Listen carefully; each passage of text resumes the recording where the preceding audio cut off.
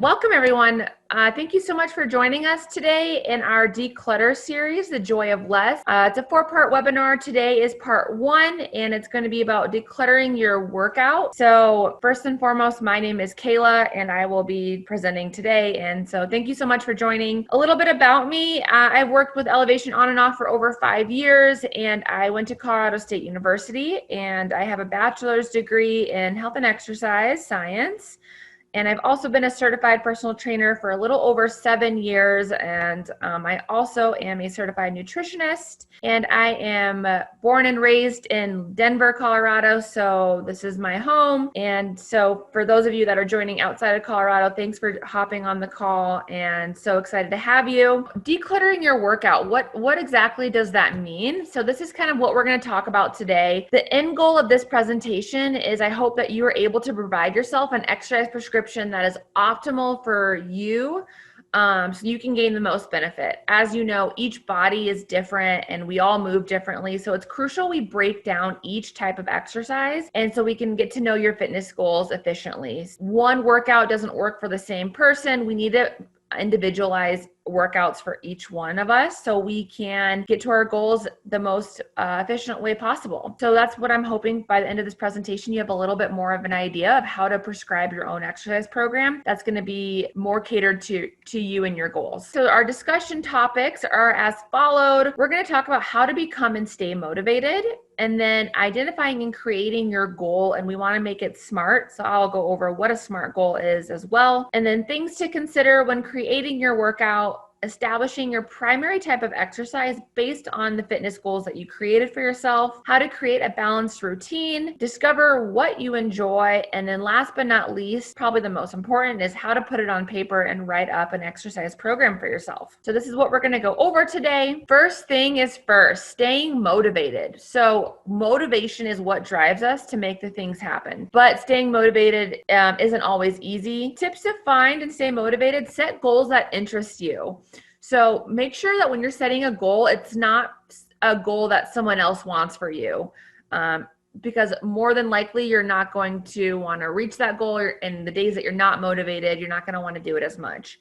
So setting goals that interest you personally, and then making your goals public for accountability. So if you set a goal, I highly encourage you to tell your family, tell your significant other or your spouse, your siblings, maybe your coworkers. So getting some accountability involved, and then tracking your progress, I find is motivating for me. So maybe taking progress photos every month, or weighing yourself daily at the same time, and then using rewards as well. So I personally like to use rewards. So if I hit a goal, I like to take myself on maybe a little mini weekend getaway, or something even smaller, going to Target and picking out something that I like.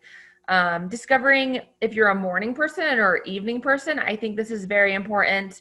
For the longest time, I kept scheduling early morning workouts, and then I wouldn't go. And then I finally kind of realized, okay, Kayla, maybe you're not a morning person, maybe you're more motivated to work out in the evening, which I am. So now that I know that about myself, I never schedule a workout that's past 8 a.m. or that's before 8 a.m. because I'm already setting myself up for failure, and I don't want to do that. So again, discovering when you're most motivated to work out is going to be important. And then the last two go in hand, and that's staying positive and seeing the big picture. You know, like I said, some days we're not going to be as motivated as others. And so it's important to stay positive and know that you can have some slip ups.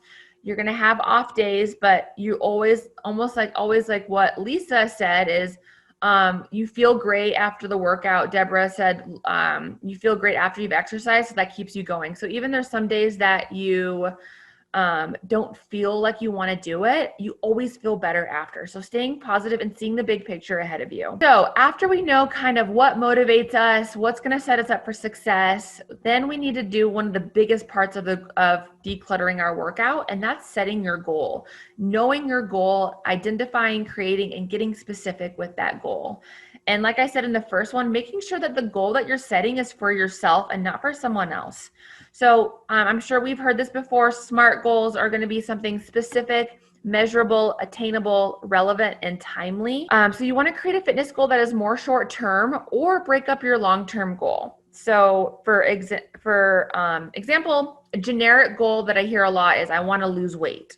Well, how much weight do you want to lose? I want to lose 20 pounds. Okay, let's get a little bit more specific. How long do you want it to take to lose 20 pounds, and how are you going to do that? So you want to break these goals down into specific, measurable, timely goals. So a specific goal of or example of the I want to lose 24 pounds or I want to lose 20 pounds is I want to lose 4 pounds a month by working out 3 times a week at my local gym and meal prepping all of my lunches and dinners during the work week. Another generic goal is that I hear a lot from my personal training clients is I want to gain muscle and look toned for summer. And so I like to dig a little deeper. I'm like, okay, well, let's get a little more specific. What more do you want? So an example of a specific goal that's still wanting to gain muscle is I want to gain more upper body strength and to be able to do a pull-up in 3 months. So once you've dialed down your goal, you want it to be specific and timely, then it's time to take action steps. So what are going to be those action steps for gaining more upper body strength? Maybe that's lifting 2 times a week, doing pull-ups 3 times a week, upping my protein sources after I lift, and this is how I'm going to do that. So you really want to have those action steps, because if you just have a generic goal, I want to lose 20 pounds, you might have motivation and that kickstart for the first couple of weeks, but over time it's going to fade out. So again, it's important to create smaller goals from these larger goals, make it specific, and take action. So now that we have found what motivates us, we have made a specific goal, we know what we want, we have action steps, there's certain things that we should consider before creating your workout or when creating your workout. The first one is we really want to add exercise into daily routine. So adding your workouts into your weekly calendar, scheduling your daily walks, maybe having walking meetings, or maybe even, I know I had a client talk to me that she's on the spin bike right now while she's listening to this. So making exercise part of your daily routine. So it's consistent and it's manageable and it's obtainable. And then maybe bringing your gym back to work and making it a habit if you have a gym at your workplace or you work out before or after you go to work. On Sundays, I like to schedule all of my workouts the week before and I put them in as meetings. So I have 4 workouts in my week. It's a reoccurring meeting. It's it's something that I don't cancel. So I know that it's in there and I've already made time for it. Next is checking in with yourself. So listening to your body, rechecking your form, lowering the weight if you need to, and most importantly, progressing slowly in both duration and frequency when starting to exercise. So if you're just getting started, I do recommend maybe even getting a personal trainer for the first couple of months, just to make sure that your form is okay, that you're not overloading the weight, you're not injuring yourself, you're understanding why you're doing the exercises that you're doing. And so it's really important to just check in with yourself every day and see how you're feeling. And then with that goes with allowing time for recovery. So it's the same as progressing slowly. I tend to see people burn out really quickly because they do 5 to 6 workouts a week for 3 weeks straight. And then by week 4, they're burnt out and they still have 8 weeks left in their workout program. So it's important to just to progress slow in duration and frequency when you're just getting started, and loving your body and like really taking a minute to dial it back. So again, going with that, making sure we're staying properly hydrated throughout the day, maybe taking Epsom salt baths if our muscles are feeling sore, foam rolling. I highly recommend having a foam roller around. And then light exercise on rest days, whether that's yoga, walking, stretching, and then replenishing your body with whole foods. So I know on the days that I work out, I love eating whole foods that make me feel energized. And if I eat McDonald's, then I'm not going to be as motivated to exercise. And then last but not least, rehab properly. So this goes along with a personal trainer. If you're not sure what you should be doing, it's really important that you avoid certain exercises if you have certain injuries. So for an example, if you have a shoulder impingement, I know a lot of people, shoulder, back, and hip pain are going to be the most prevalent things that I see, and knee pain. So if you have a shoulder impingement, maybe you should be avoiding overhead pressing and throwing exercises. If you have hip pain or hip dysplasia, an example of things to avoid is walking on uneven surfaces, jumping exercises, mountain climbers, things that close your hip girdle. So these are just things that you should consider if you have an injury or if you have a problem area. Make sure you know your body enough so you're not going to further injure it. So we have our goal. So we got to figure out, what is your primary goal? So maybe your primary goal is to have weight loss. If that's true, weight loss, you're going to be focusing on cardio.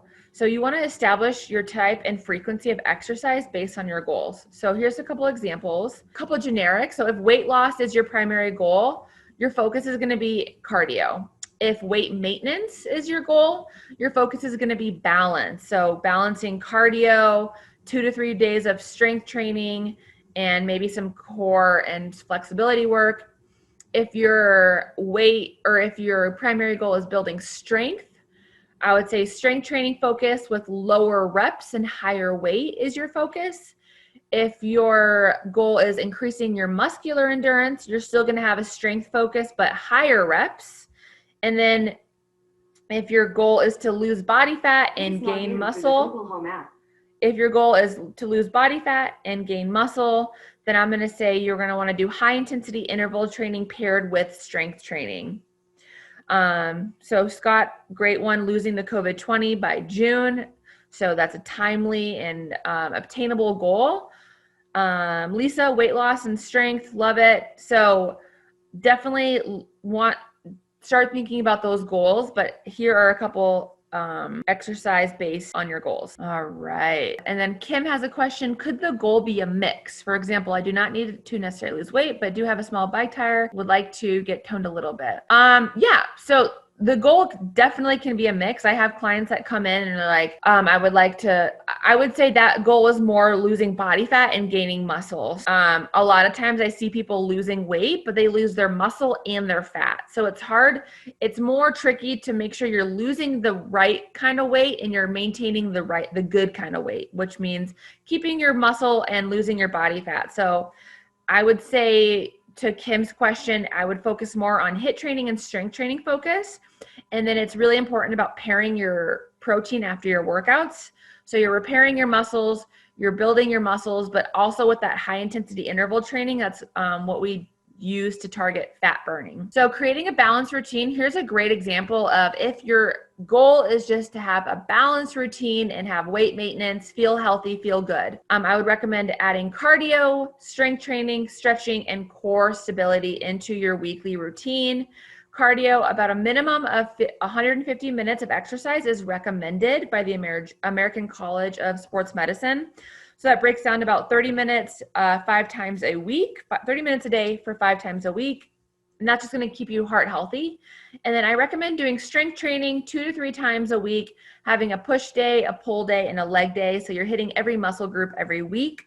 And then obviously I really think stretching is important. Stretching and recovery is probably the most important part of anybody's workout routine. That's how we actually gain muscle and get our bodies into better shape, is allowing time for proper recovery so our muscles can restore back. So I recommend stretching before and after your workouts, and then core stability.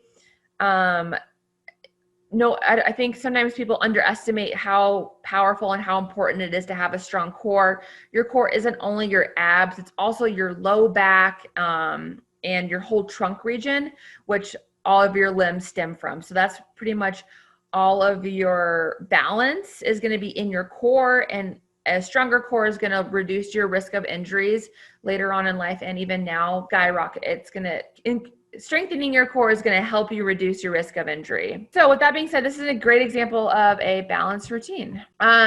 Next up is discovering what you enjoy. People who love to exercise do the things that they love doing. So start with an activity you already enjoy doing. If you hate running, I would highly recommend you not signing up for a half marathon and training for that, because likely you're not going to enjoy it.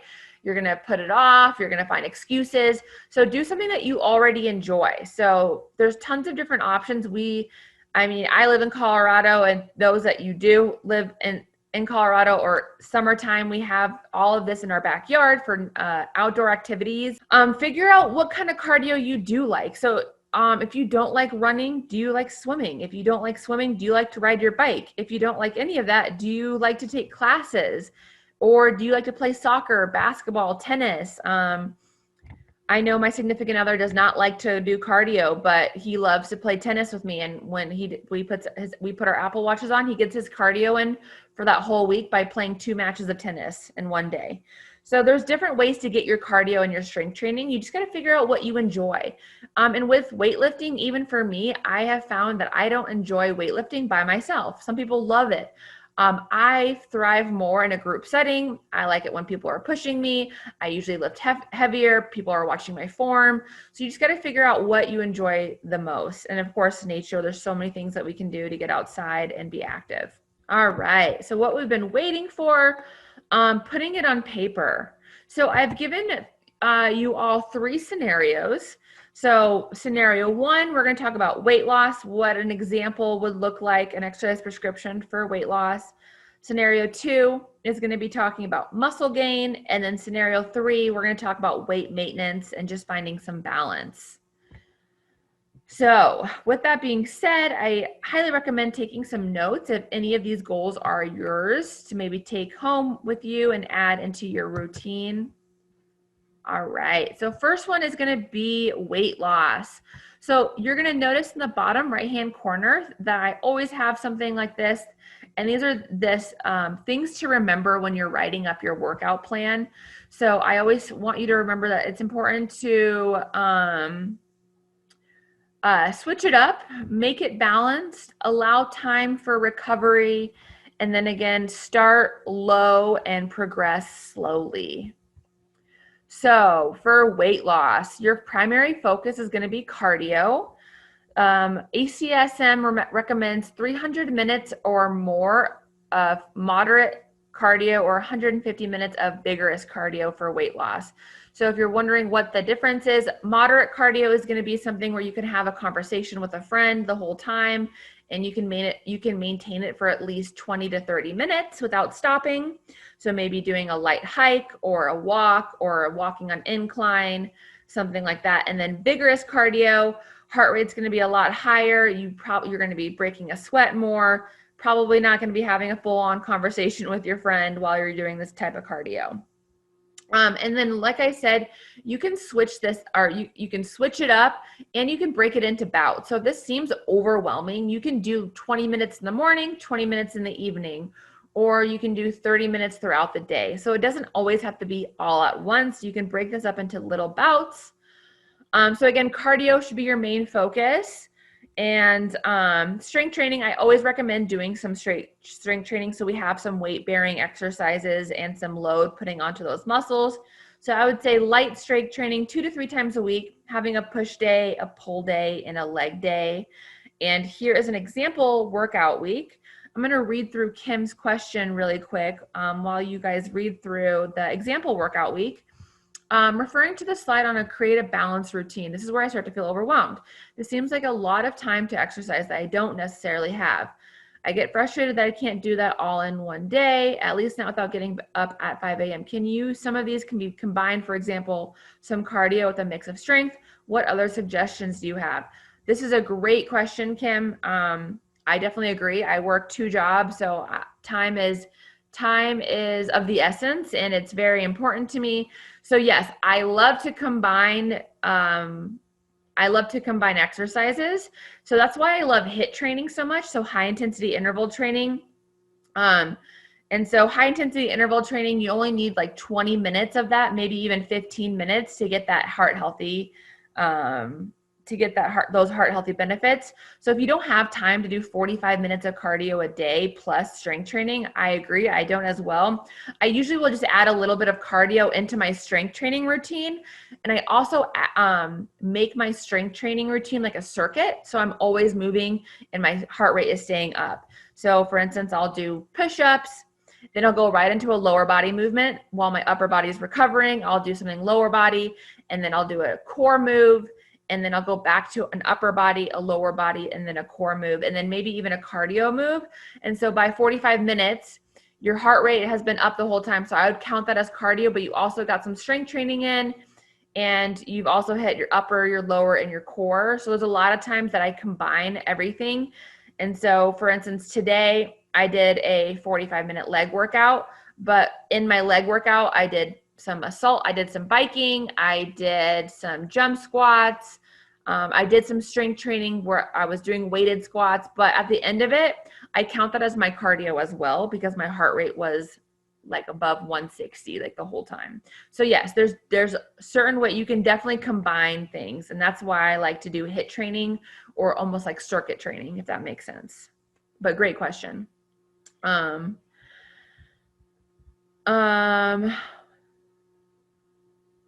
With COVID and lingering reluctance to go to gym, any resources for exercise options? From Lisa. Great question, Lisa. I would say if you haven't already utilized Elevation Live or Elevation Station, lots of pre-recorded classes on the station that we have cardio, strength training classes, yoga, and you can do those station classes at any time during the day. So even if you have an evening open and maybe you're watching your favorite show, I sometimes stretch at night or will do some light yoga at night when I'm watching a TV show because I can't sit still anyways, or foam roll. And then the station classes are throughout the day. And then I utilize outdoor space a lot. I actually haven't been into like a corporate gym, like a 24-hour gym in quite some time. I live in downtown, and so I usually utilize outside areas. And so I'll do like a HIIT training at the park, or I'll do a run at the park. I do a lot of things at my apartment as well. I have 2 sets of dumbbells and a yoga mat, and that has gotten me pretty far through this pandemic. And then there's a lot of body weight options that you can do as well that Elevation provides. So I would look into those, Lisa. And if you even are at a park and there's a bench, you can do tricep dips, you can do step ups, you can do pull ups, you can do push ups. So there's a lot of options if you are reluctant to go back into the gym.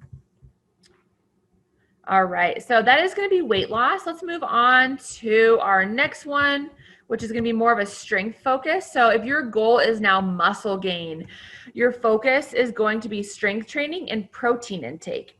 So why I added protein intake is because when you're actually lifting weights, you're tearing your muscle fibers to bring that weight up. And so a lot of the time people will lift and have a big heavy lifting gym session for 45 minutes to an hour, maybe even longer. And then they go home and they don't eat protein. And so they might lose weight, but they're also losing muscle mass because your muscles just use all of its energy source to lift all those weights for you.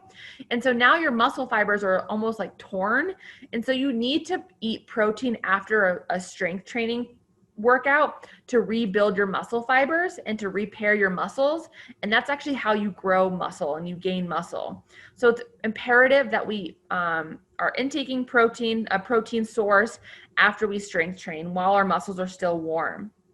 So ACSM, which I've referred to earlier, the American College of Sports Medicine, recommends to increase muscle mass in combination with physical activity or strength training. It is recommended that a person that lifts weights regularly, so I would say at least 2 to 3 times a week, eat a range of 1.2 to 1.7 grams of protein per kilogram of body weight per day, or 0.5 to 0.8 grams per pound of body weight on strength training days. Okay, so you can do the math. So if you weigh 150, just do 150 times 0.5. That gives you 75 grams of protein that you should be eating on those days of strength training minimum. Okay, like I said, I like to also combine cardio. So even though if weight loss isn't your goal, I still think cardio is important to add so you get those heart healthy benefits, you strengthen your heart, and you reduce your risk of chronic diseases later on in life. So I recommend 1 to 2 times per week, 30 to 45 minutes of something enjoyable. So hiking, snowboarding, snowshoeing, whatever, maybe walking your dog. So something enjoyable. It doesn't have to be something that that you don't like doing, because like I said, if you pick something you don't enjoy, you're most likely not going to stick with it. And then strength training 3 to 4 times a week. And you want to lift heavy. You want to get uncomfortable, push those muscles. But again, when you lift heavy, you want to make sure you have the right form. Okay, you're recovering and you're rehabbing properly, and you're stretching your muscles before and after. So an example of a 4 time a week strength training circuit, you have a push day, a pull day, a leg day, and full body. So here's an example workout week that I put down as well. And then also, of course, in the corner, things to remember. And then Louisa has, what are good healthy proteins do you recommend? So this is a great question for everyone. If anyone has a favorite protein that they like or something, let's add it to the chat box so we can have, so everyone can use it.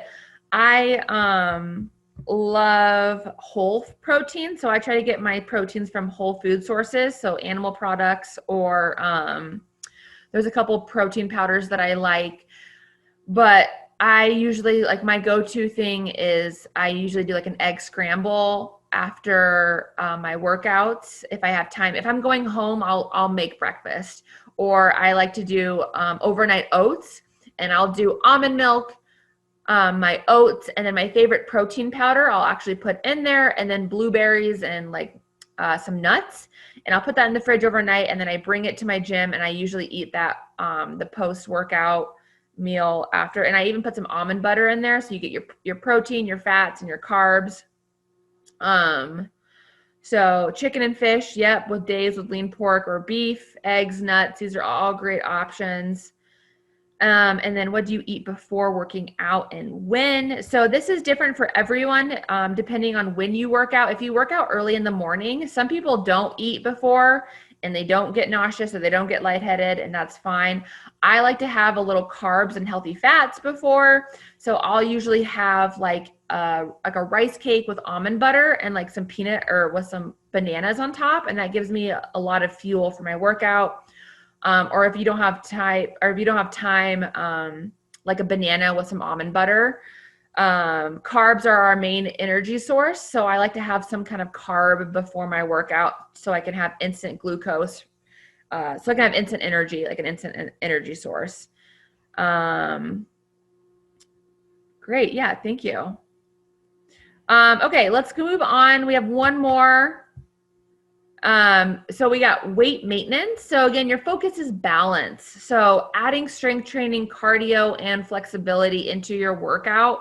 And this doesn't have, so this is an example work week, and this looks like a lot, but like I said, remember, start slow and build your way up. Okay. So maybe that's strength training 1 to 2 times a week and doing cardio 1 to 2 times a week, and maybe adding a yoga session in once a week. There you go. You get your flexibility, you get your strength training, you get your cardio. And then once you get more of a flow, then you can start adding in more. So start minimal and work your way up. So start minimal. And if you find that you have more time, then you can start adding in longer or more bouts of exercise. So again, you can break these up. So Monday, a push day plus 30 minutes of cardio. Again, you can add some cardio into your lifting session, and you can also do 15 minutes here, 15 minutes there. So this is an example work week of balance and maintenance. And then